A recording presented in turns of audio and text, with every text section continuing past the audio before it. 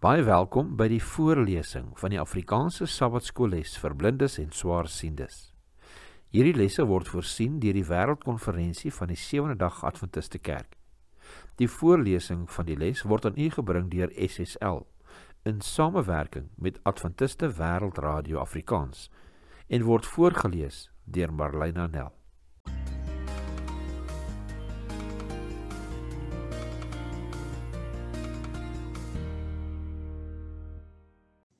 Donderdag 20 November. Deur aanskouing verander.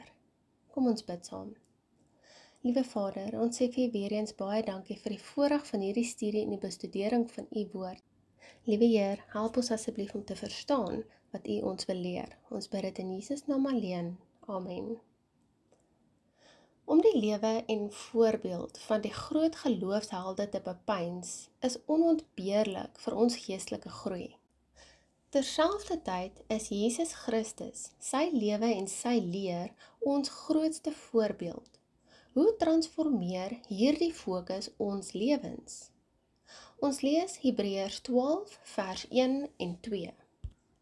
Daarom dan, terwyl ons so 'n groot wolk van getuies rondom ons het, laat ons ook elke las aflê en die sonde wat ons so maklik omring en met volharding die wedloop loop wat voor ons lê, die oog gefestig op Jesus, die leidsman en volëinder van die geloof, wat die vreugde wat hom voorgehou is, die kruis verdra het, die skande verag het en die regterkant van die troon van God gaan sit het. Ons lees ook 2 Korintiërs 3 vers 18. En terwyl ons almal met onbedekte gesig soos 'n spieël die heerlikheid van die Here aanskou, word ons van gedaante verander na dieselfde beeld, van heerlikheid tot heerlikheid, as deur die Here wat die Gees is. 2 Korintiërs 3 vers 18. 'n neurowetenskaplike verbonde aan die Universiteit van Californië in Los Angeles, Marco Iacoboni, het navorsing oor die funksie van weerkaatser neurone, beter bekend as mirror neurons in Engels, gedoen. Hierdie selle is klein stroombaantjies en word in jou liggaam geaktiveer wanneer jy 'n handleiding uitvoer, soos om te lag of iemand te omhels, maar ook wanneer jy sien hoe ander sulke handelinge uitvoer. Die aktiwiteite van hierdie neurone verminder die onderskeid wat ons tussen sien en doen tref. Ellen G. White wys daarop hoe belangrik dit is om die karakter van Jesus te aanskou. Ons lees Ellen G. White, Christ's Object Lessons, bladsy 355. Deur Jesus te aanskou, verkry ons dieper en duideliker insigte oor die Here. Daardie aanskouing verander ons. Goedhartigheid en naaste liefde is iets wat dan van self kom. So ontwikkel mens 'n karakter wat die van God weerkaats. Naarmate ons sy beeld al duideliker weerkaats, word ons vermoë om hom te ken al sterker.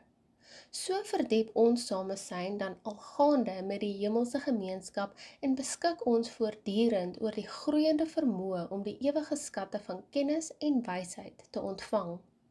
Ellen G. White, Christ's Object Lessons, bladsy 355. Lees Romeine 12, vers 1 en 2. Watter 2 prosesse het presies die teenoorgestelde uitwerkings op ons lewens? Hoe gemaak om voorkeur aan die regte een te kry? Ons lees Romeine 12, vers 1 en 2.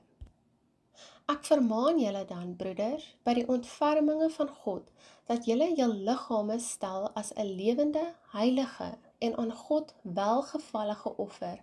Dit is julle redelike godsdiens, en word nie aan hierdie wêreld gelykvormig nie, maar word verander deur die vernuwing van julle gemoed, sodat julle kan beproef wat die goeie en welgevallige en volmaakte wil van God is. Romeine 12, vers 1 en 2. In die opsommende hoofstuk van sy stenkbrief aan die Romeine, praat die apostel Paulus oor die 2 strydige kragte wat ons lewens probeer vorm.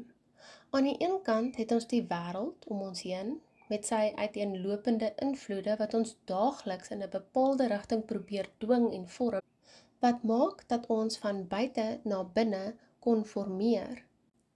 Ten einde hierdie impak te werk, ontvang ons die Heilige Gees, wat in staat is om ons van binne na buite te transformeer, soortgelyk aan die metamorfose wat 'n rispe ondergaan om in 'n pragtige vlinder te verander.